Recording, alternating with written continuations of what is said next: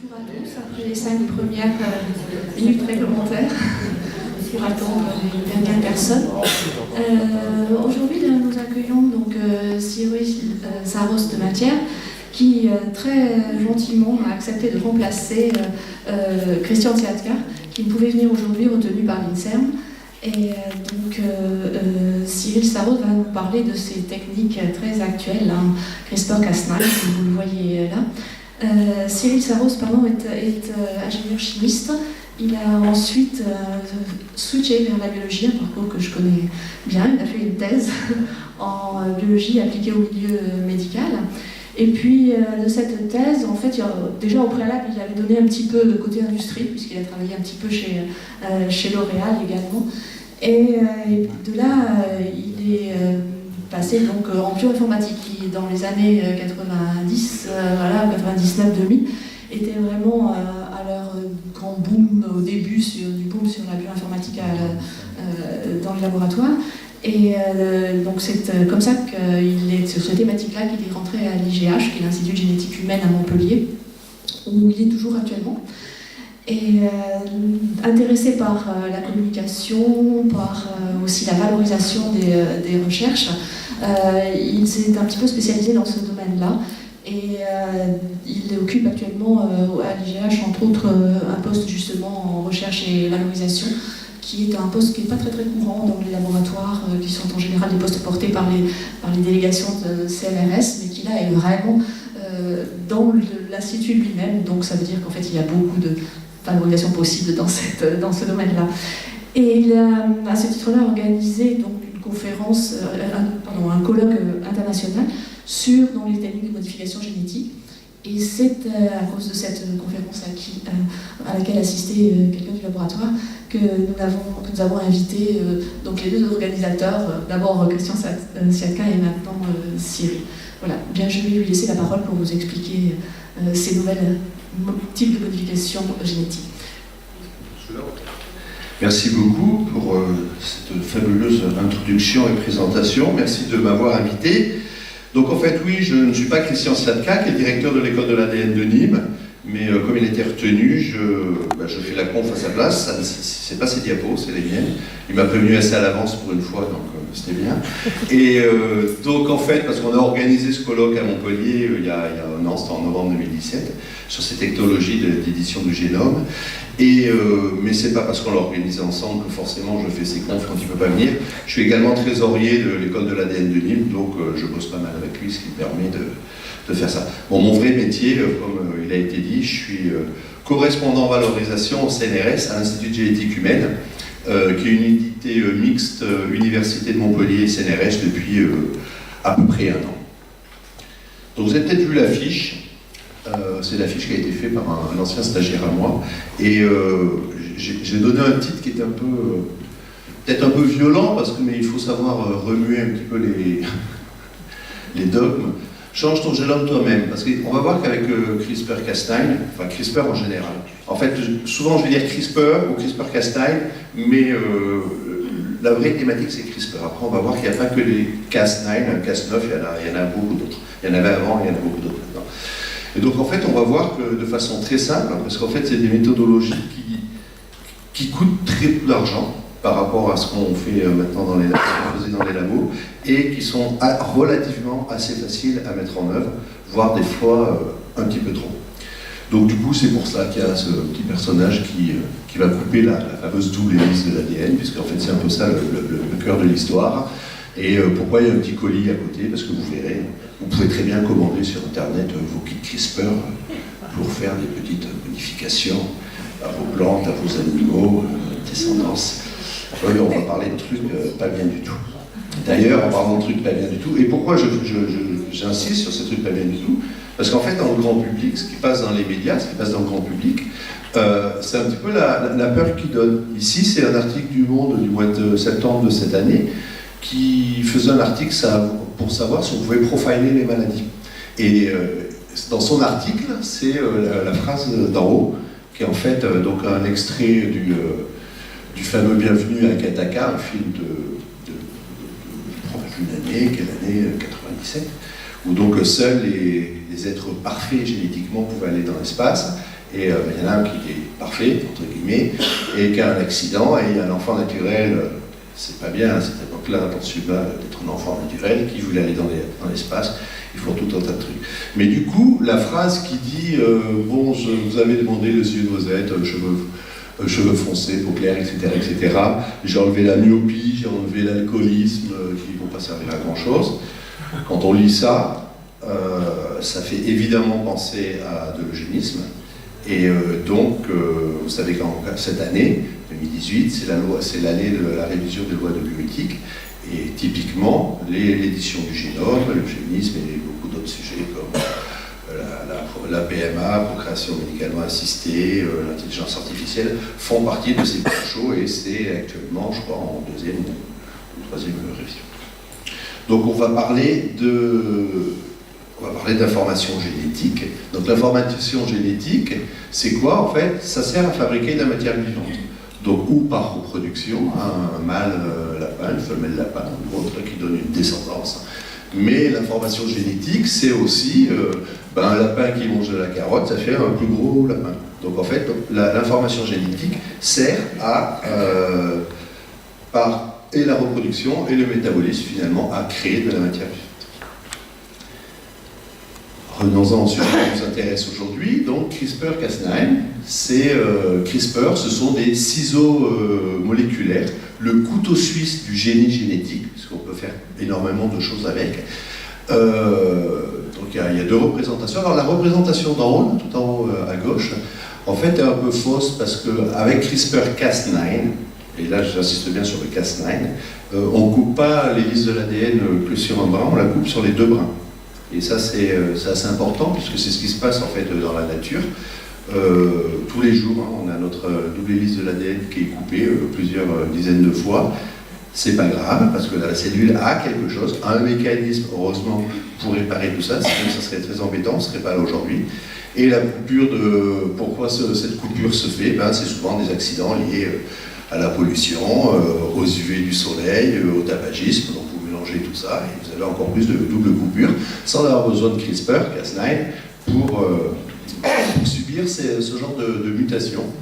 Enfin de coupures qui pourront donner des mutations, mais la cellule est bien faite et en général elle répare les choses. CRISPR-Cas9, en fait, je crois que c'est un petit film, on va voir si ça marche. Voilà. C'est un engouement, c'est connu quand même depuis quelques années, puisqu'on verra tout à l'heure, ça a commencé au tout début des années 80, à la fin des années 90, et il y a un engouement énorme depuis l'année 2012, puisqu'en fait c'est l'année où deux personnes, Jennifer Doudna, qui est à l'université de Berkeley en Californie, qui travaillait avec Emmanuel Charpentier, qui à l'époque était en Suède, ont décidé de transférer ce système que l'on va voir des bactéries et l'appliquer aux eucaryotes, donc hommes, souris, etc.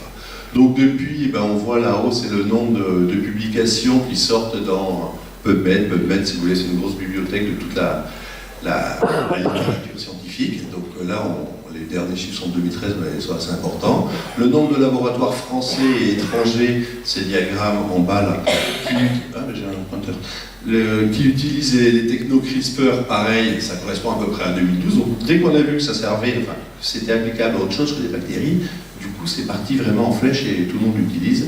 Et là, cette petite animation que vous avez vue montre l'évolution de l'utilisation de CRISPR, donc depuis les années 2002 jusqu'en 2017. La date à retenir, c'est vraiment 2012, et c'est pour ça qu'il y a tout cet engouement depuis 2012. Donc depuis, il y a évidemment de la science, mais il y a beaucoup d'interactions avec le public, et typiquement le futur Apolis de Montpellier, de l'agglomération de Montpellier l'an dernier, était vraiment porté sur ce sujet-là, le corps réparé, protégé, régénéré grâce aux modifications génétiques. C'était quasiment en parallèle, un mois avant notre fameux congrès à Montpellier sur CRISPR-Cas9, dont la conférence avait été donnée par Christian Siatka, qui aurait dû être là aujourd'hui. Et en fait, cette conférence, grand public, on avait appelé le couteau suisse du génie génétique, et dans la version scientifique, parce que le lendemain, il y avait une journée de... Après, il y a eu 2 jours scientifiques. On avait appelé ça de l'immunité bactérienne au génie génétique. Et c'est exactement de ça dont on va parler. Et c'est de ça dont parle depuis donc, 2012 essentiellement tout un tas de journaux, qui soient purement scientifiques ou des journaux scientifiques plus grand public, mais voire aussi la presse générale comme Times, etc. Et ça sur différents domaines, que ce soit donc, au niveau des animaux, on en voit tout un tas, c'est même traduit en plusieurs langues, que ce soit au niveau médical ou autre. D'ailleurs, le Science et Vie de janvier 2016 annonçait les 9 promesses de CRISPR, de ce qu'on allait pouvoir faire avec. Et je vais vous détailler un petit peu plus ces fameuses promesses et vous dire ce qu'il en est vraiment. Est-ce que c'était purement de la lobby, enfin une lubie, pardon, ou si vraiment on a pu faire ça. Donc celle qui vient tout de suite à l'esprit et celle à laquelle on pense, c'est que d'abord, CRISPR, c'est un outil formidable pour la recherche, pour permettre d'aller plus vite, plus loin dans la recherche. C'est vraiment une révolution technologique, comme je vous l'ai dit, au niveau des laboratoires de recherche. Donc en fait, le phénomène de couper les hélices ADN, c'est pas CRISPR, c'est connu depuis longtemps. Ça a été découvert avec les endonucléases en 68. Les laboratoires, depuis quelques années, utilisaient 2 méthodologies qui s'appellent Zinc Finger ou les Tannins, donc découvertes en 1996 et en 2000. Mais des technologies assez lourdes à mettre en place finalement et assez onéreuses. Et là, il y a eu le fameux CRISPR-Cas9 en 2012, donc de Toudin et Charpentier, qui ont énormément simplifié les choses. Donc ça, c'était une des premières promesses. Alors j'ai mis des petits smileys en bas qui donnent un petit peu le niveau d'acceptabilité, on va dire, de l'utilisation de la technique. Donc après, la deuxième grande idée, ce qu'on veut, c'est réparer, soigner tout ce qui est maladie génétique, l'hémophilie, la myopathie, etc. Et donc essayer de soigner l'incurable grâce à cette thérapie génique qui devient accessible. Soigner toutes les maladies, bon, c'est évidemment un grand rêve, mais il faut garder aussi en arrière-pensée que ça peut être aussi corriger le patrimoine génétique d'une personne et de sa descendance. Si c'est pour soigner une maladie, c'est très bien. Surtout des maladies génétiques, des maladies rares. Mais après, il faut toujours garder à l'esprit ce qui pourrait venir derrière. Autre grande promesse, ça a été d'avoir des plantes plus ou pas plus, OGM ou pas. Alors ça, c'est compliqué aussi, OGM, parce que d'abord, la terminologie d'OGM, en France, c'est des bactéries, ça peut être des animaux, ça peut être des plantes, alors qu'au niveau européen, pour le Parlement européen, un OGM ne prend en compte que les micro-organismes. Donc en France, on est un petit peu à part par rapport à ça, et c'est très important, puisque alors, OGM, c'est organisme génétiquement modifié. Là, on peut modifier l'organisme sans rien lui ajouter d'étranger. Donc ça reste un OGM, parce qu'on a modifié le génome, mais on lui a rien rajouté de plus. Et à cause de ça, grâce à ça, certains pays, les États-Unis, la Scandinavie l'a déjà fait, ne reconnaissent pas les plantes modifiées par CRISPR-Cas9 comme étant des OGM. Et d'ailleurs, Sylvain Moineau, un des découvreurs de CRISPR-Cas9, a introduisé la conférence à Montpellier grand public en montrant ça, une pizza, il disait, si vous mangez de ça, vous avez déjà mangé du CRISPR-Cas9.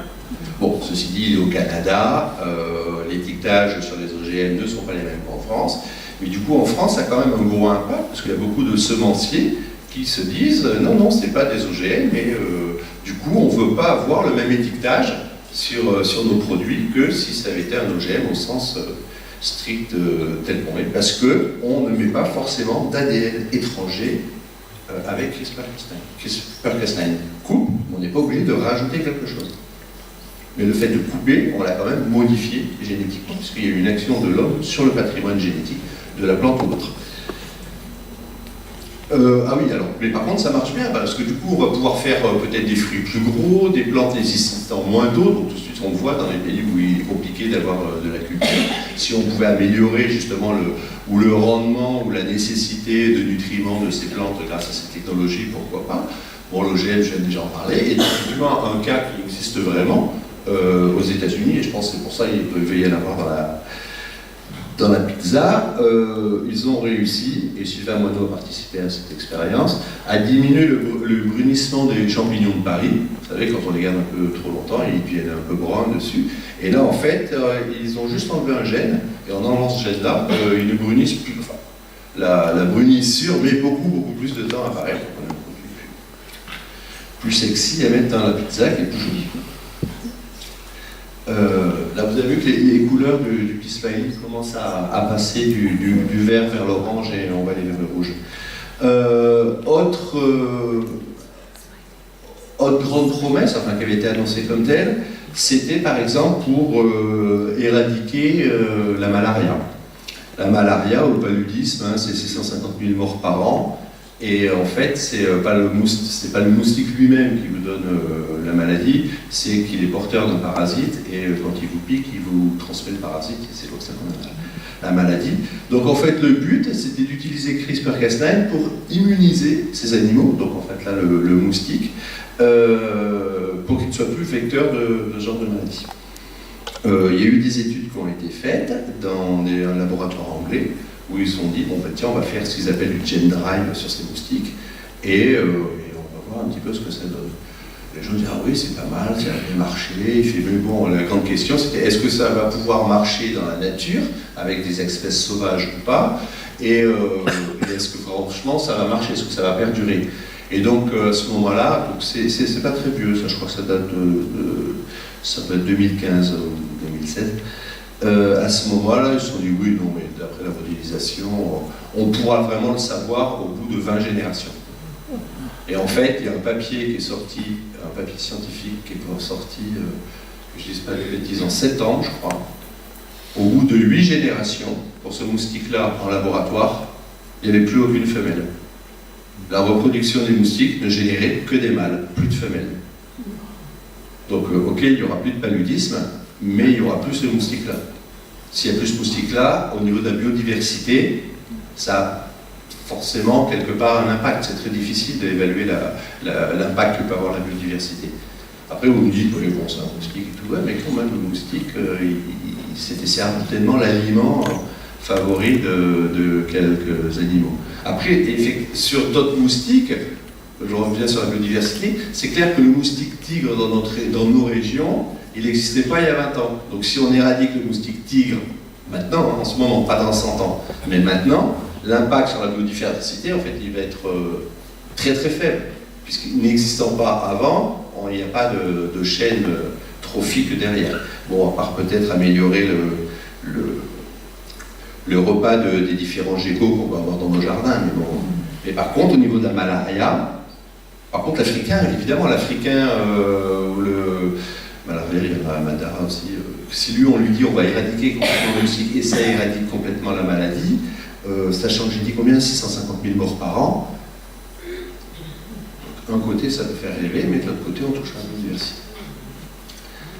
Bon, là, on part après dans les délires un petit peu avec CRISPR. C'était un peu remodeler les animaux, alors, ou pour la sécurité. Alors, pour la sécurité, c'est en haut, c'est la vache, puisqu'ils l'ont fait, je crois que c'est au Japon, ils ont créé un type de vache sans cornes, une vache laitière sans cornes. Vous allez me dire quel intérêt. Ce qu'il faut savoir, c'est qu'en fait, les cornages, donc le fait d'enlever les cornes, hein, on le fait sur des animaux sans les anesthésier, c'est 90% du bétail à lait aux États-Unis. Ils le font régulièrement. Parce qu'il y a trop d'accidents, les vaches entre elles qui se battent, ou les fermiers qui se font bousculer par les vaches, il y a des accidents. Donc ils se sont dit, de toute manière, ces vaches-là, elles sont faites pour donner du lait, les cornes, ça crée des problèmes. Donc plutôt que les écorner, je ne me rappelle plus à quelle fréquence, mais donc sans anesthésie et tout, je me doute que la vache est super contente qu'on lui coupe les cornes, ça va faire un petit peu mal, hein. Quand on voit le résultat là-haut, c'est pas terrible. Donc ils ont fait des vaches sans cornes. Après, pour le fun, donc avoir des nouveaux animaux, des animaux qui ressemblent qui changent un peu de style. Enfin, le fun, chacun va mettre la définition, enfin, ce qu'il veut dans la définition fun. On peut faire des chiens de chasse ou de course plus puissants. Après, il y a d'autres idées. C'est d'injecter un gène qui donnerait de la laine à des éléphants pour essayer de retrouver un pseudo-mammouth dans nos prairies. Enfin, nos prairies. Là, il y a des éléphants. Vous voyez que c'est vraiment ces aspects-là, c'est pour ça que je vous ai parlé d'éthique et tout ça, sur lesquels il faut quand même porter un regard veillant et critique. Alors là, on va dans le délire complet, la réécriture de l'humain. Donc là, c'est utiliser CRISPR-Cas9 pour faire des modifications sur notre corps, dans notre génome, mais qui n'ont absolument rien de thérapeutique. Donc c'est ce qu'on va appeler les biohackers ou les body hackers. Faire de l'homme augmenté. Alors augmenté, je ne sais pas si ça augmente vraiment ou ça diminue, tout va dépendre aussi de la notion de l'augmentation et la définition de ce qu'est un homme. On va évidemment penser au dopage, hein, donc ça va être très intéressant parce que les prochains Jeux Olympiques sont dans pas si longtemps que ça. La course à trouver des techniques de dopage efficaces est énorme et chaque année les centres antidopage doivent bosser énormément pour essayer de savoir ce que les autres ont pu trouver pour doper. Et là, ça va être très très compliqué de pouvoir prouver que quelqu'un s'est fait un dopage. L'athlète sera un OGM aussi, hein, c'est modifier son génome, ça devient un OGM aussi. Mais comment aller prouver qu'il y a eu une modification? Et là, les deux exemples qui sont donnés, bon, et puis on peut aller vers le génisme aussi évidemment. Les deux exemples qui sont donnés, bon, le monsieur là-haut, là, il s'est injecté un truc dans les yeux pour pouvoir voir la nuit. Et ça, on le voit sur les réseaux sociaux, hein, ça circule dans la presse, Facebook et tout ça. J'ai pas trop bien suivi, je sais pas s'il voit la nuit, il voit peut-être même plus le jour d'ailleurs. Par contre, le deuxième, là, ici, lui c'est un peu plus grave parce qu'il s'est servi de sa notoriété. Il n'a pas un t-shirt de la NASA juste parce qu'il aime la NASA, il bosse à la NASA, c'est un ingénieur de la NASA, je crois qu'il n'est plus maintenant, mais au moment où il l'a fait, il était. Josiah Zeiner, il a décidé de s'injecter un kit CRISPR pour augmenter sa masse musculaire. Donc effectivement, après ça circule et tout, les gens disent on peut s'injecter le CRISPR, ça marche. Pourquoi pas? Et d'ailleurs, en 2017, finaliste d'un concours sur l'innovation, ça a été la boîte Odin qui proposait un kit vendu sur Internet qui était à 150 $ à l'époque et à 70 $ cette année, inférieur à 70 $ pour justement pouvoir modifier son propre corps et son patrimoine génétique. Le do-it-yourself biology. Et donc là, il faut vraiment, je veux dire, attention. Donc on peut les acheter, c'est une technique qui est low cost, ça ne coûte rien du tout, c'est juste une injection à se faire derrière, parce qu'eux ils auront préparé tout le kit. Mais par contre, le problème c'est qu'il ne faut pas du tout ce qu'il peut y avoir derrière. Et c'est pas une blague, puisque quasiment cette même conférence que j'ai donnée à Nîmes en février de cette année, au Muséum d'Histoire Naturelle, et il y a une personne qui est venue me voir après derrière, qui dit « Ah oui, moi je suis biohackeuse », elle a fait tout un tas de trucs, et elle avait commandé ce kit-là, et elle s'est injectée, et elle m'a avoué qu'elle ne se sentait pas très bien depuis quelques semaines. Je lui ai conseillé que plutôt que de venir m'écouter, d'aller voir un toubib, et si possible, amener l'échantillon, s'il lui en restait, de ce qu'elle avait reçu par UPS ou autre fournisseur. CRISPR-Cas9, l'édition du génome, on appelle ça aussi la biologie du garage, parce qu'en fait, grâce à ces kits et tout ça, on se dit que ça ressemble beaucoup à ce qui s'est passé dans les années 70, quand Bill Gates et Steve Jobs étaient encore copains,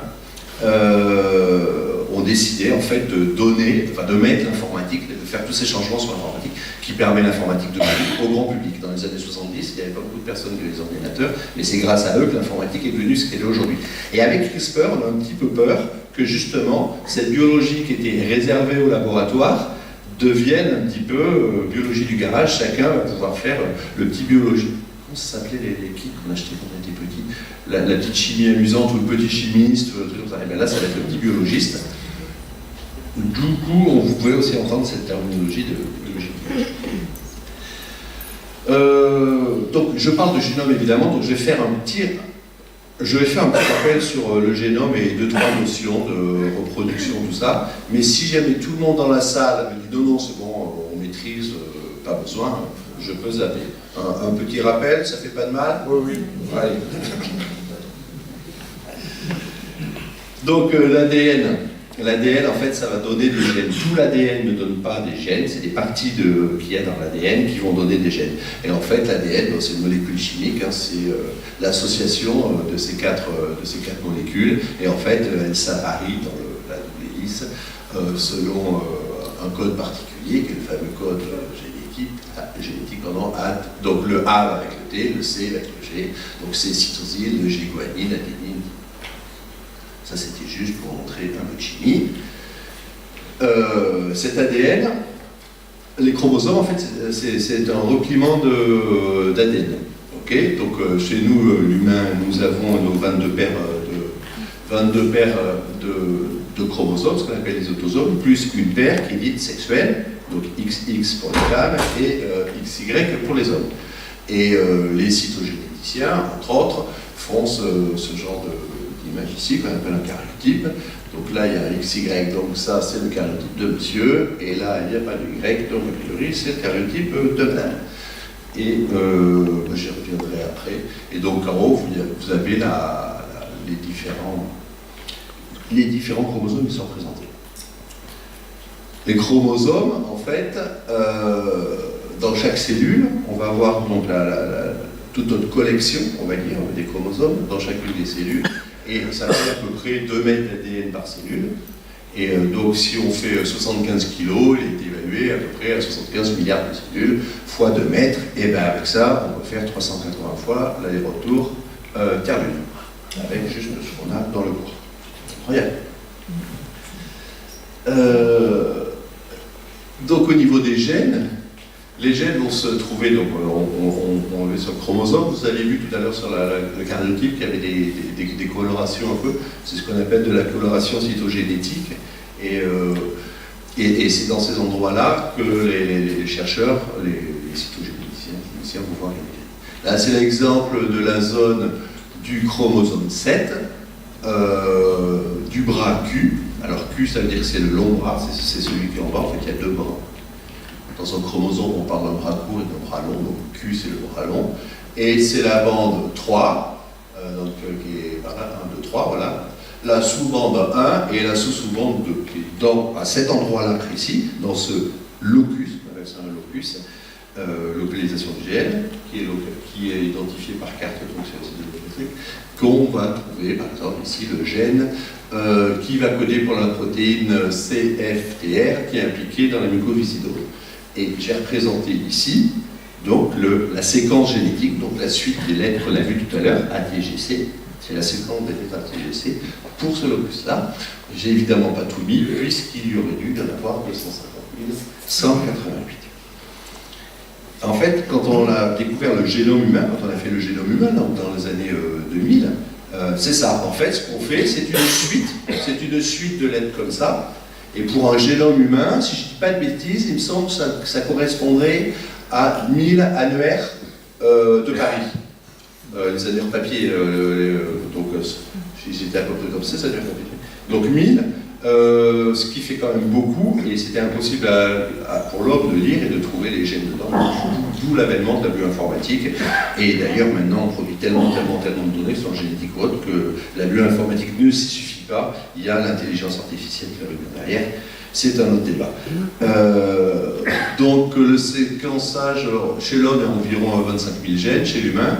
Et aujourd'hui, si je ne dis pas de bêtises, on a à peu près 5 séquencés. Donc, séquencer, c'est faire la lecture de tout l'ADN de environ 800 espèces. Ça va du riz, je crois qu'il y a eu le chien, il y a eu l'homme, il y a du cacao. Il y a beaucoup de végétaux, en fait.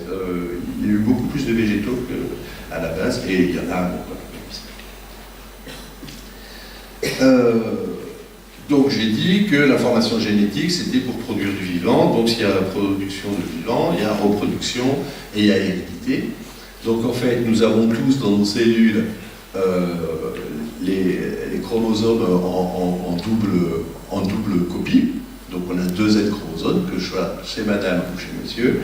Les seules cellules qui n'ont pas ça, ce sont les cellules reproductives, donc l'ovocyte, le spermatozoïde, où il n'y a une copie du gène. Du coup, quand il y a reproduction, c'est simple, vous prenez le paquet à gauche, le paquet à droite, vous mélangez, ça refait une seule cellule, et à nouveau avec les deux copies, c'est ce qu'on appelle la cellule œuf. Et après, il va y avoir des divisions des cellulaires. D'une cellule, on va passer à 2, de 2 à 4, etc. etc. Ça se passe très bien, pour donner un nouveau-né. Et je parle de cette cellule unique, de cette cellule œuf, parce qu'on va voir après ça a toute une importance sur justement l'utilisation de CRISPR. Si la maladie est due à un accident pendant la grossesse ou pendant la fécondation, ce n'est pas héréditaire. Donc la personne ne le retransmettra pas à son autre descendance. Alors que si c'est une anomalie au niveau du gène, si une anomalie au niveau du gène, on va dire par rapport à un gène dit normal de référence, il y a donc une mutation, et la mutation peut être transmissible à la descendance.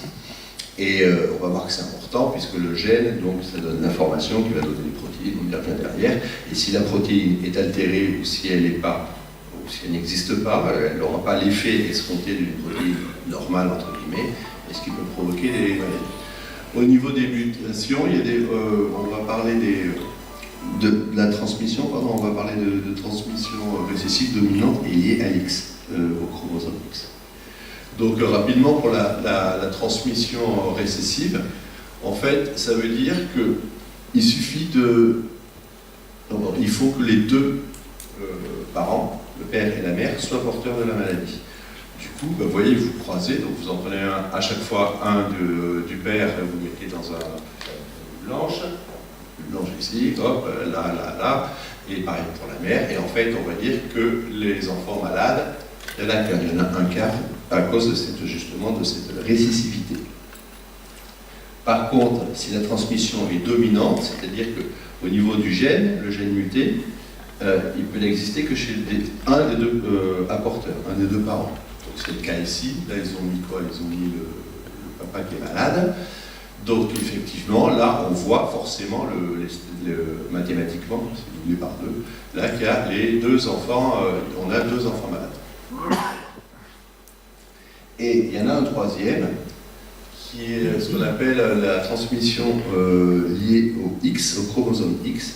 Alors bien que ce soit sur le chromosome X, ça ne touche que les enfants mâles, que les garçons. Donc les garçons sont XY, je vous dis. Parce qu'en fait c'est logique, pour être un garçon, il faut forcément que le père il amène le Y, parce que si le père il amène le X, la mère vu qu'elle amène que des X, ça fait un garçon, ça c'est une fille. Donc c'est pour ça qu'on dit que c'est lié au X, parce que sur le Y, ça n'aurait pas cette incidence. Donc, on a vu nos chromosomes, on a vu que dans cette partie, il y avait des gènes, et les gènes, elles, vont donner des protéines. Typiquement, il y a la myosine qui donc, sert à la concentration des muscles, la mélanine, qui est donc la coloration quand on bronze, qui donne la protection contre les UV et qui fait une coloration de la peau. Et en fait, c'est important puisque notre ADN, il est présent dans toutes nos cellules. Et donc, les protéines qui vont s'exprimer dans une cellule ou dans une autre ne vont pas être les mêmes. Typiquement, ici, vous avez un neurone. Et ici, je ne sais plus ce que c'est, j'ai oublié mes cours de bio, ça doit être une cellule intestinale, je pense. Ils ne vont pas produire du tout les mêmes protéines. On est bien d'accord. Si on a besoin de... si on met des cellules d'œil à côté des cellules de peau, on ne va pas avoir la même expression parce que le rôle final n'est pas le même. Donc en fait, à partir d'un même pool de gènes, d'ADN, qui sont présents dans toutes les cellules, certaines vont exprimer que certaines protéines pour donner la fonction liée à l'organe et d'autres. Alors là, j'avais un petit film, mais bon, comme ça, il est assez long, il fait 4 minutes. Donc sur la fin, voire pendant les questions, je le passerai. Et sinon, il est disponible sur YouTube. C'est un film que j'ai trouvé sur YouTube. Donc je vous donnerai le lien. Donc je passe le film. Mais on y reviendra derrière, on aura certainement le temps. Donc en fait, c'est ce que je vous disais. Vous avez votre suite de lettres, ici, la séquence normale. Et si on fait une mutation, alors, ou une délétion, c'est-à-dire qu'on coupe et on enlève un bout, là typiquement j'ai enlevé la séquence qui était en rouge ici, ou alors on fait une insertion, c'est coupé et on met quelque chose à la place. Donc, ça, en fait, le rapport protéine-effecteur, c'est un peu la notion de clé récepteur. Si vous avez la bonne clé qui va sur le bon récepteur, ça va ouvrir la porte. Si vous avez votre protéine qui vient sur un récepteur, une cellule, peu importe, et que c'est vraiment celle qui doit venir là, ça donne une bonne action, ça donne l'action escomptée. Du coup, là, si on fait une mutation ou une délétion, enfin, on fait une mutation, une délétion, une insertion, où on a une clé, mais pas la bonne, donc la protéine, elle est très, très proche, mais c'est pas la bonne, il ne va pas y avoir d'action de la protéine, ou alors on n'a rien du tout, parce que ça ne donne rien du tout. Bon, revenons-en un petit peu à nos moutons, et à Dolly. Donc Dolly, c'était la brebis, vous vous rappelez qu'ils avaient cloné, donc c'était en 96, on était quand même avant CRISPR, et Dolly est décédée en 2003.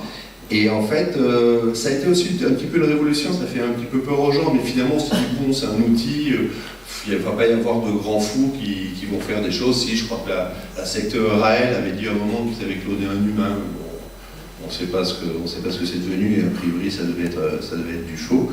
Mais de toute manière, avec CRISPR, on n'est pas sur du clonage, on est sur de la modification. Et pour info, je vous rappelle que le clonage reproductif, en France, est complètement interdit. Hein, c'est un article du Code civil. C'est 3 ans de prison et plus de 7 millions d'euros d'amende. Comme ça, au moins, ça décourage. Donc, je reviens à CRISPR un petit peu au début. Et je donne 2 notions que souvent les gens ont tendance à confondre. Donc, les bactéries, là-bas, sur ma droite, et juste au-dessus, ici, les virus. Les bactéries, il y en a des biens, il y en a des gentils, et il y en a des pas gentils. Chez les virus, en fait, le virus infecte toujours, mais ils ne sont pas tous pathogènes. Bon, il y a des gros débats comme ça, mais bon, globalement, les virus, c'est quand même plus méchant, enfin, dans leur globalité, dans leur action, ils sont plutôt plus méchants que les bactéries. Et je vous ai mis en haut le truc important. Si vous êtes infecté par un virus, c'est un vaccin qu'il faut. C'est pas des antibiotiques. L'antibiotique, c'est pour les bactéries. D'où la fameuse pub, les antibiotiques, c'est pas obligatoire. Parce qu'il y a une vraie différence. Donc, avec une grippe, prendre des antibiotiques sur une grippe c'est virale, ça sert à rien. Alors, pourquoi je vous raconte ça?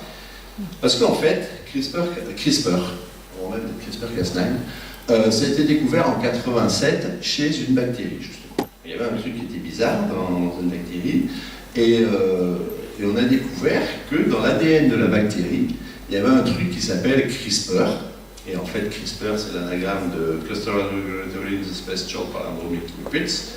Donc en fait c'est des petites répétitions que l'on retrouve dans le gène de la bactérie, dans le génome de la bactérie, et qui sont régulièrement espacées. Et ces répétitions, elles sont palindromiques. Donc palindromique, vous savez, c'est un mot qu'on peut lire dans les 2 sens, c'est qui a la même signification, comme le mot radar, par exemple, le prénom Bob. Et donc ça, c'était découvert en 87 au Japon. Donc, ils l'ont vu comme on voit beaucoup de choses. Hein. La science, c'est souvent l'observation, et la techno, c'est l'observation de la nature et d'en faire quelque chose. Le velcro, c'était en regardant des charbons, on a fait du velcro derrière. Il y a le venin du lézard Gila, ou quelque chose comme ça, qui est un agoniste au GLP-1 qui est impliqué dans le diabète. Donc en fait, on prend la nature et on essaie de faire quelque chose avec, ou de l'améliorer, ou de l'utiliser. Et là, ça a été le cas pour CRISPR. Et après, on s'est rendu compte que ce qu'il y avait entre ces espaces d'ADN de la bactérie, enfin de CRISPR, on a vu qu'il y avait de l'ADN de virus. En fait, de bactériophage. Le bactériophage, c'est ce qui est représenté ici en haut. Là. Le bactériophage, si vous voulez, c'est le virus de la bactérie. Donc il se fait infecter. Et là, on s'est dit, c'est marrant, enfin, ils ont vu en 2007 qu'il y avait la carte d'identité du phage, du bactériophage, du virus, qui était intégrée dans le génome de la bactérie. Mais pour l'instant, en 2005, on ne savait pas trop ce que ça pouvait faire. Et c'est en 2010, pardon. Quand une bactérie, elle subit une agression, elle se met à faire la transcription de toute la partie de l'ADN dans laquelle il y a les palindromes et les petits morceaux d'ADN de virus. Les petits bouts d'ARN qui correspondent aux séquences intermédiaires, ils sont donnés aux protéines Cas, et les protéines Cas les utilisent en quelque sorte comme photo d'identification.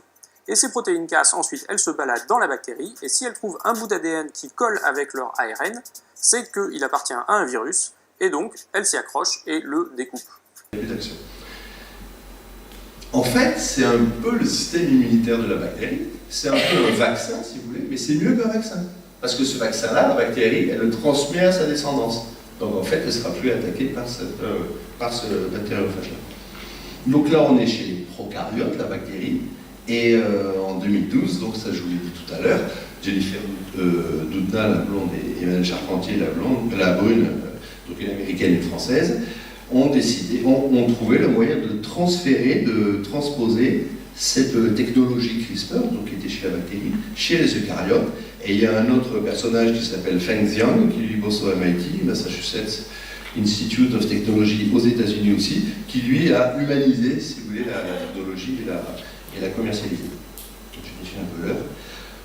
On parle de ciseaux moléculaires et on parle d'édition du génome, comme on l'a dit un peu biologie du garage tout à l'heure, parce que l'édition du génome, c'est comme votre traitement de texte favori. Vous cherchez un morceau, vous le coupez, c'est l'action de Cas, la protéine, et après, on va mettre un ADN donneur et on va pouvoir remplacer par ce qu'on veut dedans. Donc on coupe et on insère quelque chose dedans. Là, puisque vous avez vu tout à l'heure, mutation, c'est insertion, délétion. Là, on est sur le cas d'une insertion. Donc là, parce que l'ADN, ah oui, je l'ai dit tout à l'heure ça. Donc c'est fréquent chez nous, c'est coupé. Il y en a, je n'avais pas donné le chiffre tout à l'heure, 6 à 10 000 mutations par jour, hein, vous avez dans votre corps en ne faisant rien. La cellule a un système de réparation. Alors soit elle raboute les deux bouts, soit comme on a une double copie, elle va chercher sur l'autre copie qui n'a pas été coupée ce qu'il y avait à l'endroit qui a été coupé, et si ça a été coupé à plusieurs endroits qui ont coupé partie, et elle va reconstruire. Donc elle raboute suivant le modèle.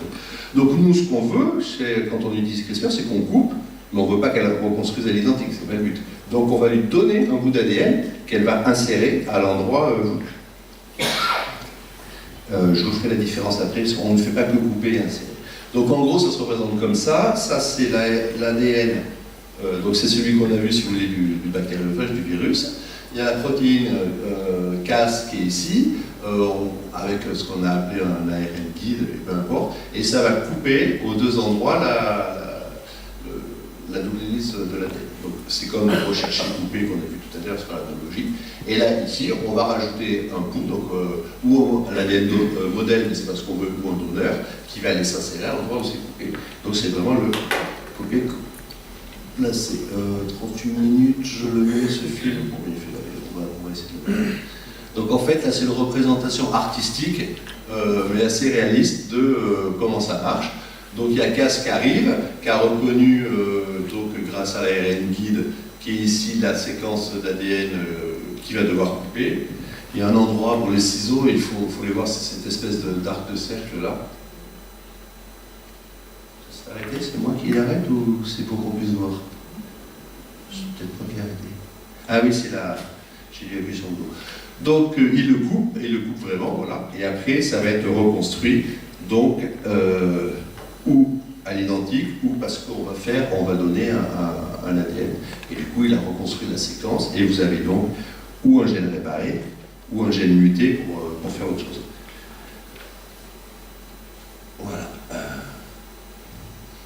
Donc, l'objectif principal et initial de ça, si on sort du labo de recherche fondamentale, où on veut des outils pour pouvoir travailler et continuer nos recherches en génétique, l'objectif, on voit tout de suite, c'est le thérapeutique.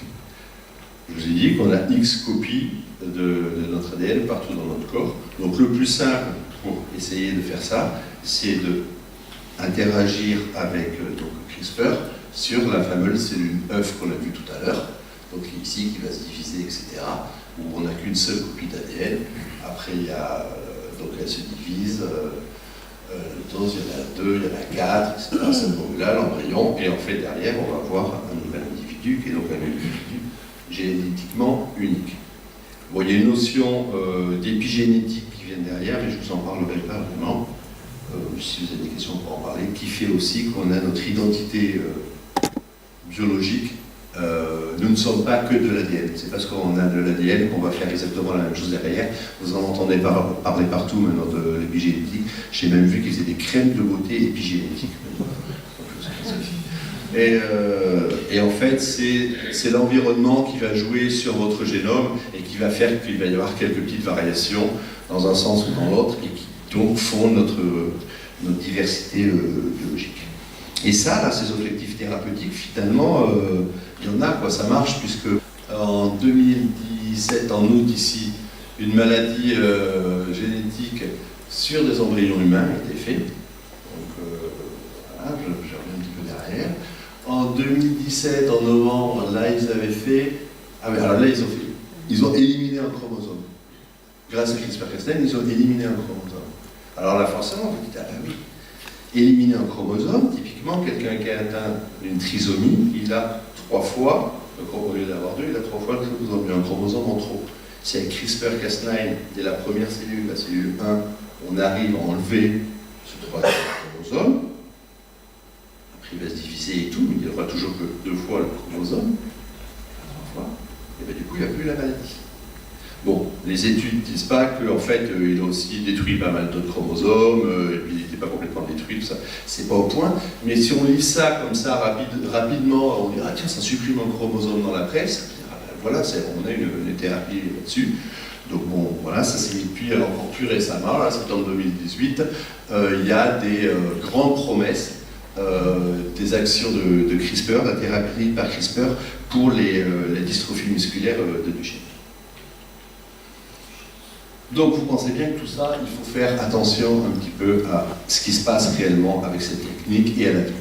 Le gros problème de CRISPR-Cas9, c'est qu'il y a du off-target. Off-target, ça veut dire la cible, quand je tire ma flèche, elle ne tombe pas dans la cible, elle tombe à côté. Donc en gros, je lance CRISPR, il va pas vraiment couper où je veux. Il va peut-être aussi couper un peu ailleurs, ou pas toujours couper au bon endroit. Donc, il faut faire très attention à ça. Donc on va faire de l'ingénierie de pointe pour optimiser les casses.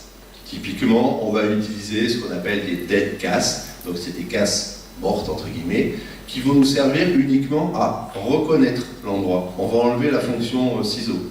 Donc ça permet d'aller à un endroit, donc on va pouvoir faire autre chose. Par exemple, mettre une sonde colorée pour savoir comment ça se passe dans un organisme. On va utiliser d'autres casses. La casse, je ne dis pas de bêtises, la casse 14 vient d'être démontrée comme n'étant qu'un seul des 2 brins de l'ADN. On va pouvoir coupler les CRISPR, les casses, à d'autres objets ou les mettre ensemble 2 fois. On utilise qu'une, on utilise 2. Comme ça, quand elles vont aller à un endroit spécifique sur le gène pour couper, il y a moins de chances qu'on retrouve 2 fois le même endroit ailleurs. Parce que c'est toujours pareil, hein. Cette séquence, si elle est très courte, elle est sur un gène, sur un chromosome, mais elle peut être très bien ailleurs aussi. Donc il faut être sûr de cibler, de taper au bon endroit. La telle case, hein. Et il y en a même une autre casse, mais ça on verra mieux quand on verra le film, enfin, pour comprendre, c'est qu'au lieu de couper l'ADN, qui est transmissible à la descendance, elle va couper les ARN. Les ARN sont un produit dérivé de l'ADN, qui arrive tous les jours dans notre corps, et qui va permettre de créer les protéines, ce qu'on a vu. Mais du coup, si vous touchez à un ARN, ça, c'est pas transmissible à la descendance. D'accord? Ça va toucher uniquement les protéines. Et du coup, c'est beaucoup plus difficile à voir aussi. Et là, au niveau dopage, je pense que avec la CRISPR, donc ça c'est la 13, avec la CRISPR 13 et le dopage, je pense qu'il va y avoir de gros trucs. Il faut faire attention aussi, parce que tout ça a généré énormément d'entreprises de biotechnologie qui exploitent ce produit-là, et il faut faire attention aux aspects juridiques et réglementaires. Au niveau des entreprises, le gâteau d'ailleurs des technologies CRISPR-Cas9 qui est réparti ici dans les différents domaines, que ce soit l'agriculture, le bétail, les maladies, les cellules souches, sont essentiellement détenues par ces 3 personnes. Donc on reconnaît nos 2 inventrices, et je vous ai parlé de Feng Xiang ici. Donc on voit Emmanuel Charpentier ici, Goodnar on la voit là, Zhang il est ici, et le Broad Institute, c'est l'institut du MIT, donc qui a déposé aussi. En 2013, il y avait déjà plus de 10 sociétés qui étaient dédiées uniquement sur la création de CRISPR-Cas et qui les vendaient. Et ça représente 55 milliards, je crois, d'investissements. Et énormément d'investissements publics et maintenant privés pour justement donner des sous à ces startups. Bon, les 2, là, en fait, en gros, ça marche par... c'est les 2 filles contre le monsieur, c'est un peu un bisbis au niveau juridique, puisque chacun veut la reconnaissance de la paternité pour les brevets. Donc en fait, quand vous étiez investisseur, il fallait faire attention à qui vous donniez, pour ne pas vous tromper. À l'heure actuelle, c'est Zheng qui a le brevet, bien que Doudna et Charpentier l'aient déposé avant. Elles ont fait un appel à la Cour suprême européenne, américaine, on va voir ce que ça donne, mais il y a peu de chance. Par contre, comme elles ont déposé aussi des brevets en France, en Europe, peut-être qu'en Europe, on va reconnaître la paternité aux deux femmes et non pas à des hommes. Au niveau de l'éthique, on revient vers les revendications. La première, c'est la Convention d'Oviedo, qui date de 97. 97, c'est donc juste après Dolly, juste après le clonage. Et en fait, Oviedo disait qu'il était interdisait la manipulation du génome et des cellules germinales, donc sur les ovocytes et spermatozoïdes, dans le cadre de la procréation médicalement assistée. Ça, c'était avant CRISPR-Cas9. En 2001, il y a le Parlement européen qui a donné donc une directive sur la dissémination dans l'environnement des OGM, dont je vous ai parlé. Donc l'Europe et la France aient la particularité de reconnaître les plantes et tout ça. Elle donnait aussi du cadre sur la protection juridique dans les innovations. En 2016, il y a l'INSERM qui s'est dit attention, il faut aller plus loin que ça, parce qu'en fait, et les Américains, et il y a d'ailleurs c'est en train de discuter au Parlement européen, ils se sont dit c'est bien Oviedo, on ne va pas toucher au sujet germinal, mais il y a quand même quelque chose peut-être à faire derrière, donc on va peut-être revoir Oviedo pour être un peu plus permissif. Et là, du coup, ça fait très peur. Et le comité d'éthique de l'INSERM, avec le directeur de l'INSERM, professeur Lévy, ont fait donc en 2016 une recommandation avec tout ce qu'il fallait faire. Donc dire que ça devait continuer pour la recherche, être un super bon outil pour la recherche, mais il fallait que ce soit très très très encadré quand c'était utilisé par les entreprises, et je ne parle même pas des biohackers, et qu'il fallait donc avoir ce discours avec le public, le grand public, particulièrement, mais ça avait déjà en 2016 pour voir les lois de bioéthique cette année, et qu'il fallait absolument en parler. Derrière ça, il y a une initiative qui s'appelle ARIDGE, une association pour la recherche responsable et l'innovation dans l'édition du génome, excusez-moi, qui a eu ses débuts 2018, et le 23 mars 2018, il y a eu un gros rassemblement pour montrer ce que c'était. Et à cette réunion qu'on a fait à Paris, on était 35 pays, dont des pays qui forcément ne travaillent pas main dans la main d'habitude pour ce genre de choses. Depuis juillet, actuellement aussi, on est plus de 400 sur les diffusions. Cette association est en train d'être créée là, physiquement avec des statuts dans les jours qui arrivent. C'est un peu compliqué avec tous les pays, mais ça arrive. Du coup, alors par contre, il faut parler anglais, mais c'est pas forcément un problème. Si vous allez sur le site ARIDGE, on essaye de faire, c'est l'avantage aussi d'avoir plein de pays dans plein de domaines différents, un espèce de catalogue sur tout ce qui existe, tout ce qu'il y a sur les CRISPR, enfin la techno CRISPR, et que ce soit chez l'humain, chez les plantes, chez les animaux. Et d'ailleurs, dans cette association, il y a très peu de chercheurs fondamentaux, il y a beaucoup plus de cliniciens, de vétérinaires, de juristes, du grand public, des entreprises, qui j'ai pu oublier, juristes, il y a quelques assureurs aussi. Et bon, enfin, on va dire que la citoyenneté est bien représentée. Celui qui serait le moins représenté, ça serait le chercheur fondamental, étonnamment. Bon, il faut venir. Et j'en ai presque fini. Donc aujourd'hui, en fait, le but dans les labos, c'est qu'on va continuer à utiliser CRISPR, parce que franchement, on avance, on va faire des découvertes fondamentales et qui coûtent beaucoup moins cher. Donc c'est déjà une chose qui est super par rapport aux fameux talents dont je vous ai parlé tout à l'heure, les fingerzinc, enfin les endonucléases. On va utiliser ce système. Par contre, il faudrait, exactement comme quand on a... c'était en 72, je crois, le colloque des Ilomar, quand ils ont fait les premiers OGM, ils ont dit « mais qu'est-ce qu'on va faire avec ces OGM s'ils partent dans la nature, qu'est-ce que ça va devenir ?» Ils se sont dit « ok, on fait des OGM, mais ça reste confiné dans les laboratoires, dans des fameux laboratoires protégés, exactement comme on ferait pour les maladies, enfin des virus, on va dire, très virulents. » Typiquement, Ebola, on parle de laboratoire de niveau de sécurité 4, et bien là c'est pareil, sur les OGM, normalement c'est confiné, et là on aimerait que pour tout ce qui est CRISPR, que ça reste quand même très confiné avant de sortir et de faire n'importe quoi.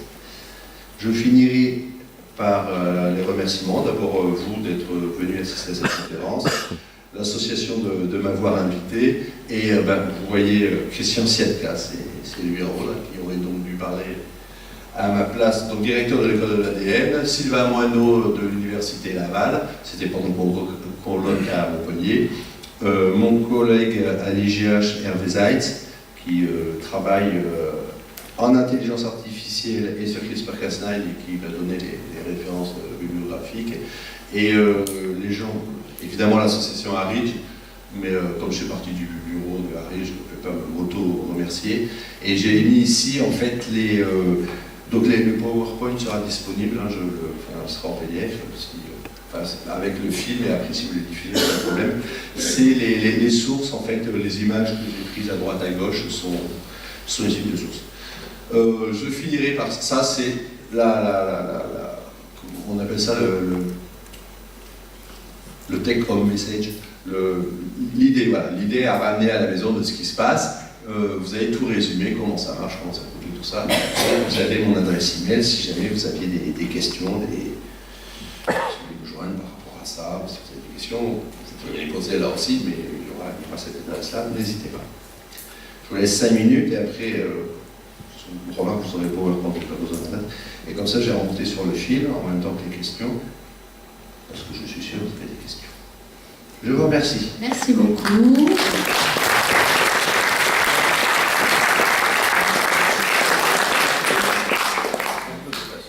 Pardon ? Oh non, c'est très bien ça. Je suppose qu'il y a des questions.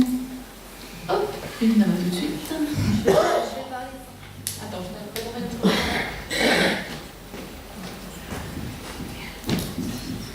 bonjour, je voudrais que vous reprécisiez, parce que je n'ai pas très bien saisi finalement, quels étaient les objectifs de votre association ARIDGE et par qui vous étiez soutenu. Enfin, je ne comprends pas bien la...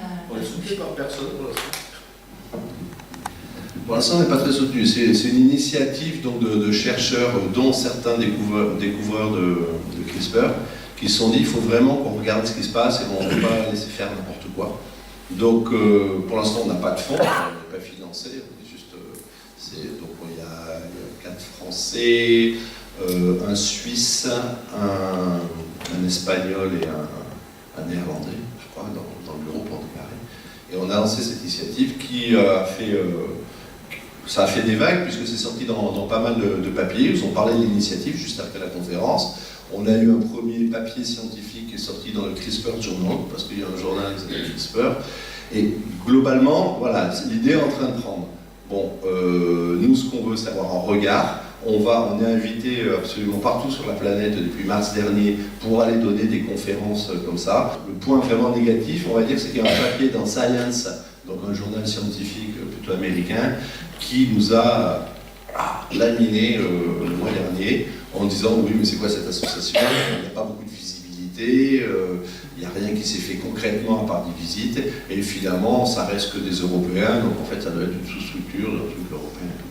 Bon, enfin ils sont partis, les Américains, ils n'ont rien fait de leur côté dans ce temps-là, et nous on ne va pas commencer à chercher à avoir cette visibilité-là auprès d'investisseurs. Après nous c'est des fonds privés et publics qui veulent venir dedans pour... alors on n'est pas contre. Mais tant qu'on n'a pas un statut juridique, parce que pour l'instant c'est ça, quand j'ai dit l'association doit être officiellement créée là, il nous fallait absolument un statut juridique pour pouvoir toucher des subventions. Parce que si on est touché par nos propres labos, on sait très bien ce que ça aurait donné, ça n'aurait pas été très clair. On aurait pu faire un projet européen, avec des work packages et tout ce qu'il faut, mais le problème c'est qu'on voulait aller plus loin que l'Europe, on voulait vraiment faire un truc mondial, international. Donc en fait c'est une histoire à suivre, je veux dire. J'ai envie de vous dire, mais ça devrait décoller là. Les statuts, ils sont déposés dans la semaine. Merci monsieur.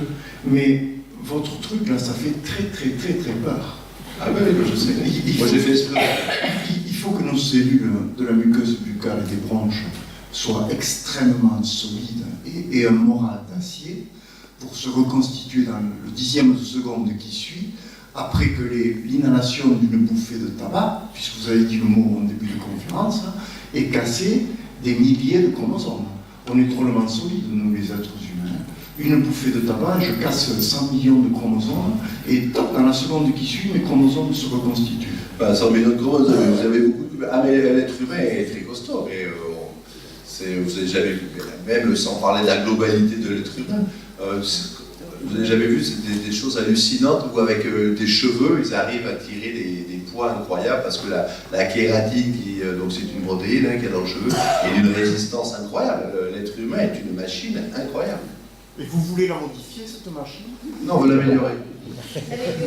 Non, mais améliorer dans le sens, typiquement pour les maladies rares, les maladies génétiques. Après, il y a toujours un risque, hein, c'est certain, ça fait peur. Ceci dit, rappelez-vous, hein, quand ils ont parlé du train la première fois, ils avaient super peur, les trains et les tunnels, ils se sont dit, mais quand on va passer dans un tunnel, on va être tout compressé, on va être comme ça. Finalement, ça se passe plutôt bien. Bon, il y a des retards, mais ça, c'est pas lié à la technologie. L'humain, c'est pas un train quand même. Pardon? L'humain, c'est quand même. Je ne vais pas l'identifier à un train. Non, évidemment. Mais la technologie, là je parle de technologie. La technologie a toujours fait peur.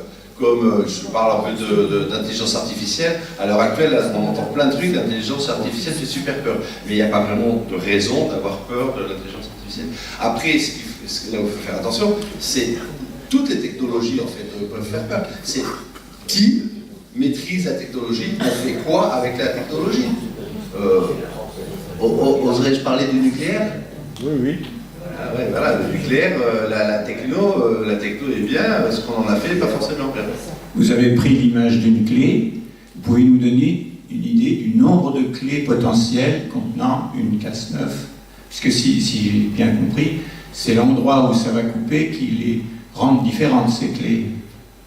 Les casses, en fait, la casse, c'est une association de la casse et d'un ARN guide, et c'est avec l'ARN guide et ce qu'on appelle une séquence PAM sur PAM, sur donc, le génome cible, qui va permettre de localiser l'endroit où on va couper.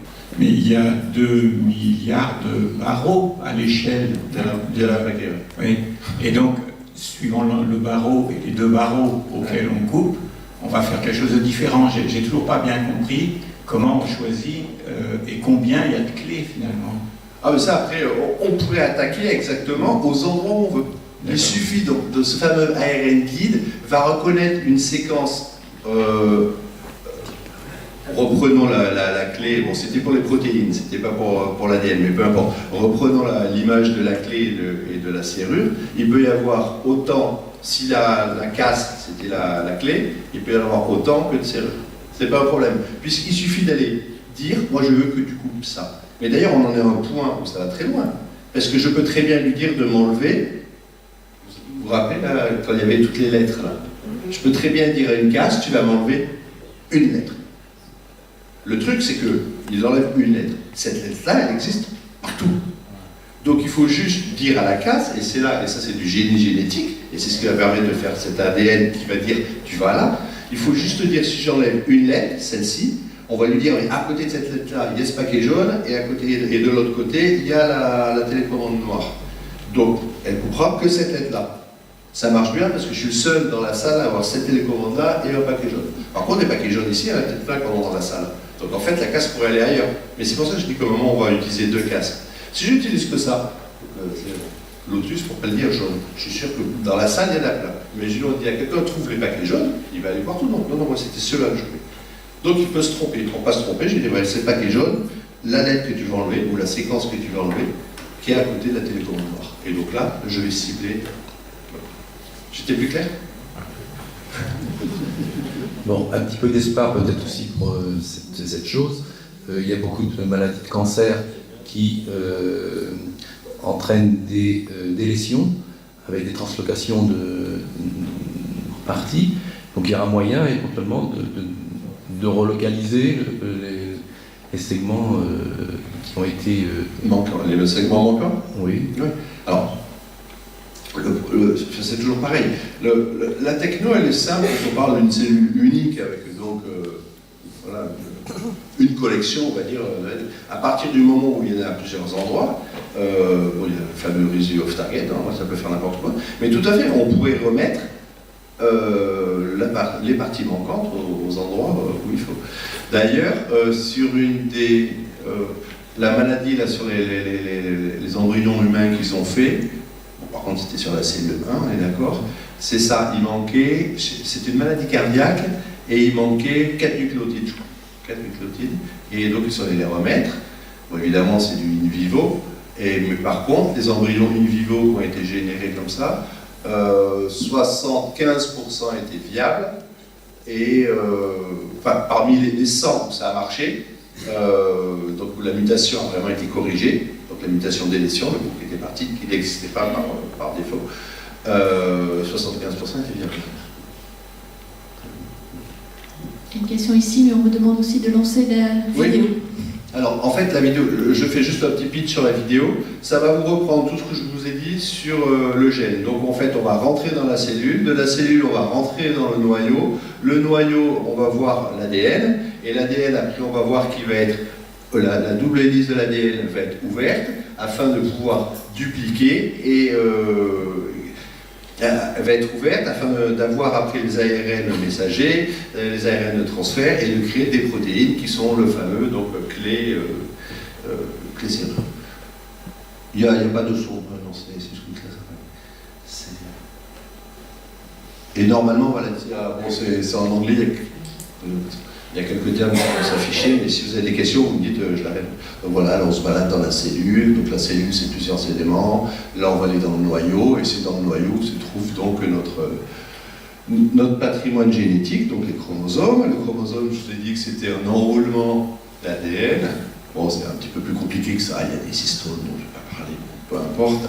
L'ADN, c'est cette espèce de tortillon qu'on voit, je vous ai montré ça tout à l'heure, avec les 4 bases qui s'associent.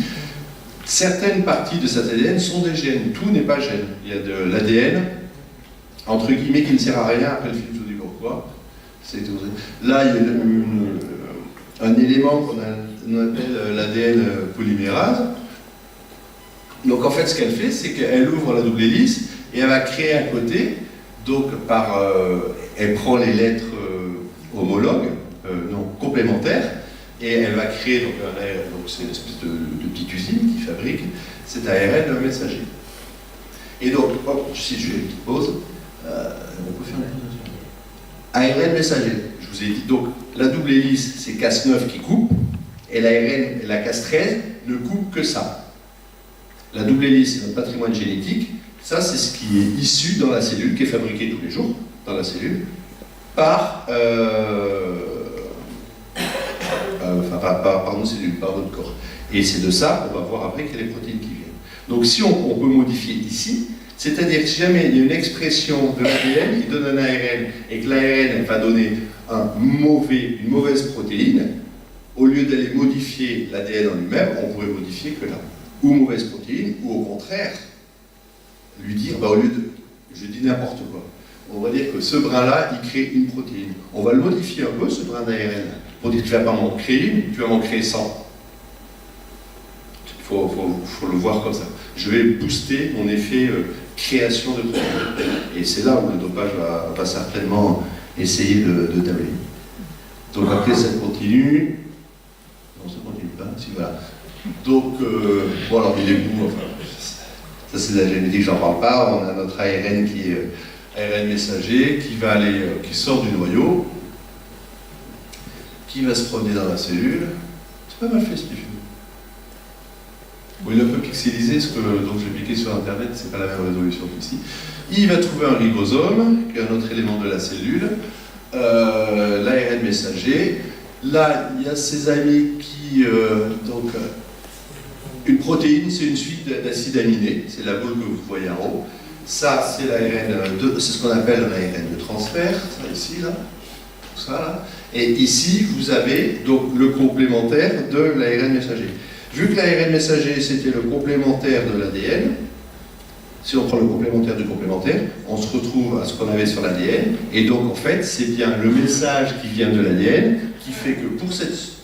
Ah oui, c'était que j'ai pu être ça. C'est bien l'ADN du coup qui dit, comme moi cet endroit est parti de là, c'est cette boule-là, c'est cet acide aminé que je veux. Donc ils se mettent à la queue leu, chaque ARN de transfert porte un acide aminé, et donc ils se mettent à la queue leu, et les acides aminés se raboutent les uns aux autres. Donc ça va faire une chaîne d'acides aminés. Donc les acides aminés classiques dans la nature, en tout cas chez l'homme, il y en a 20.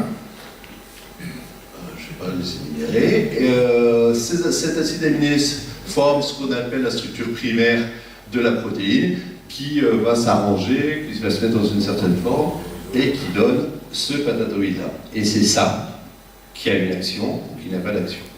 Enfin, qui va faire quelque chose dans la cellule. C'est cette protéine. Oui, bonsoir. C'est pas tant une question, c'est plus une remarque.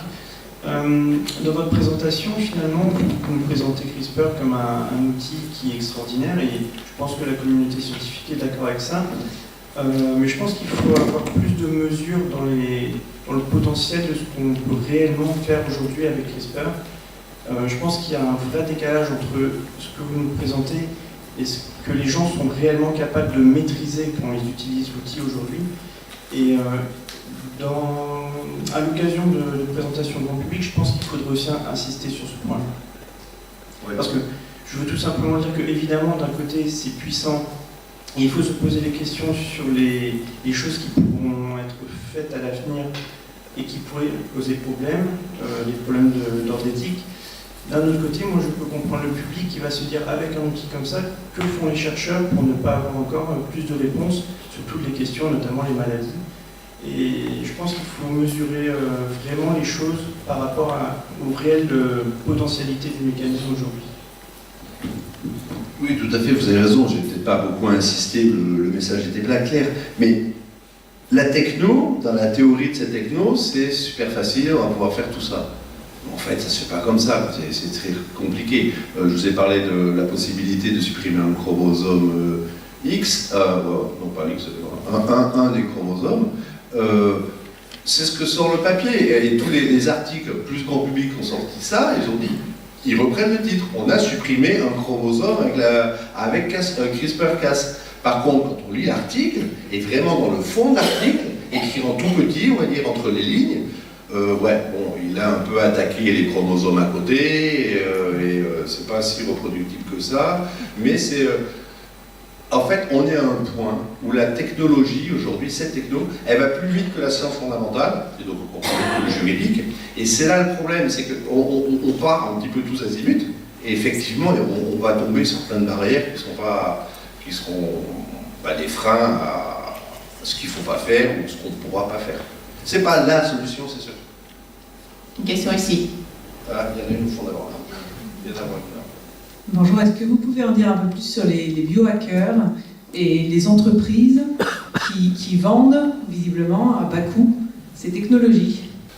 Et les biohackers, c'est des gens qui, comme vous et moi, qui font des tests, qui veulent tester plein de trucs, mais il y a quelques mouvements plus ou moins sporadiques de ci, de là, essentiellement aux États-Unis, on va dire. Mais on ne peut pas ignorer ce genre. Oui, pour rester dans la ligne directe de la question qui vient d'être posée, là, la façon dont les personnes sont traitées, si on peut dire, c'est justement sur les ARN messagers, c'est que sur une partie des cellules de leur organisme, je suppose. Et surtout, vous dites, si cette dame que vous avez rencontrée se sent mal, elle a qu'à aller voir un docteur, mais le docteur, il n'aura pas vraiment de solution pour régler le problème. Non, il ne va pas avoir de solution pour régler le problème. Par contre, tu vas l'orienter vers un spécialiste, un généticien clinique, qui va essayer de regarder ce qu'il y a. Après, si il lui reste un échantillon, c'est très facile, avec l'ARN guide qu'il y a dans la casse, on va savoir ce qu'il a voulu cibler. Donc si on sait ce qu'il a voulu cibler, en espérant qu'il ait vraiment ciblé que ça, et va avoir fait ce que je vous ai appelé off-target, on va voir. Après, l'off-target, il est facile à connaître. Si je sais que je cible, je reviens sur mon paquet jaune, après je vais regarder, ça va prendre du temps, ça va coûter une fortune et tout ça, mais je vais regarder partout où il y a des paquets jaunes, et je vais dire, bon, là, qu'est-ce que ça a pu toucher? Pourquoi J'avais une question un peu à la suite de ça. A priori, avec cet outil pas cher pour modifier l'ADN ou l'ARN, a priori, tout est réversible, puisque, comme vous venez de le dire, si on a un échantillon de ce qui a été fait par la première injection, on peut éventuellement tout réparer. C'est juste une question de temps, d'argent, et on peut... Tout réparer, je suis pas sûr. Justement, ça fait partie des grosses quand l'INSERM a posé sa saisine, les orientations de l'INSERM, ils se sont dit, il faut vraiment essayer de voir où est le point d'échappement. Voilà, si ça nous échappe, est-ce que c'est vraiment réversible et tout? Ça n'est pas forcément. Vous pouvez faire du gros dégât, c'est pas forcément réversible. Après, il faudrait relancer le système. Typiquement, on a coupé un bout, on voit que finalement c'est une catastrophe ce qu'on a coupé. Il faudrait relancer le système pour aller remettre le bout qui manquait. Oui. Et a priori, ça le permet. Oh, a priori, on va le faire, puisqu'on arrive à en mettre où il y en a pas. Oui, donc on pourrait mettre. Et alors, mais à force de faire ça, je suis pas sûr que ce soit super bon. Alors, c'est des problèmes, j'en déduis des problèmes de cible, c'est-à-dire que plus on va préciser les détails autour de la bouteille, si au lieu d'avoir un paquet de Kleenex et une télécommande, on disait il faut. Parce que si on disait pour faire un coup que l'été, l'été il y en a partout, ça va lever tout l'été. C'est ce que je dis. Donc là, on ne maîtrise pas. Plus on va affiner. En labo, on maîtrise complètement ça. Enlever juste un acide nucléique, donc une lettre, on le maîtrise complètement, c'est fait. Mais à un endroit précis. À juste un endroit, avec les guides à côté. Oui. Avec justement ce qu'ils appellent l'ingénierie sur casse. Donc, par contre, cette ingénierie sur casse, elle coûte très très cher. Très cher. Casse neuf à mettre en place, c'est pas cher. Par contre, faire de la dead casse neuf ou coupler casse neuf avec une autre ou couper casse avec un fluorochrome ou quelque chose qui va faire de la lumière pour cibler un endroit particulier de la cellule du corps, ça coûte très très cher. Mais c'est à ça que va servir donc, la science dans les labos, c'est à ça qu'on va venir. Avant que ça aille. Et là, on est très loin de le faire sur des êtres en entier, quoi, vivant. Quoi. Le plus simple, c'est quand même la cellule œuf. Là, on n'a qu'une copie et... Oui, je voudrais continuer sur ce genre de questions et apporter une précision, en fait. C'est vrai que l'on peut se procurer CRISPR-Cas9 sans aucun problème. Mais en fait, si vous voulez faire une quelconque manipulation, il faut que vous ayez un ARN guide. Et c'est ça qui est le facteur limitant. Le grand public n'a pas accès à cet ARN guide. Et pour avoir accès à cet ARN guide, il faut déjà avoir la séquence de votre ADN, avoir identifié le gène que vous voulez modifier. Et ça, à mon avis, même s'il y a 4 millions de personnes qui ont fait séquencer leur ADN en France, le nombre de gens qui sont capables de le lire et de déduire l'ARN guide qui va marcher, à mon avis, est tout à fait négligeable. Et je pense que les peurs que l'on peut imaginer sont tout à fait négligeables. Ah oui. Donc, de toute manière, sans l'ARN guide, parce que la casse, elle est vraiment, ça s'appelle guide d'ailleurs, c'est vraiment celui qui va amener la casse qui coupe à l'endroit voulu. Donc après, effectivement, si on n'y connaît rien du tout et qu'il y a quelqu'un qui fabrique de la casse et qu'il n'en a rien du tout, il en fera rien. Il en fera rien, ou pire, il va faire un truc on ne sait pas ce que c'est.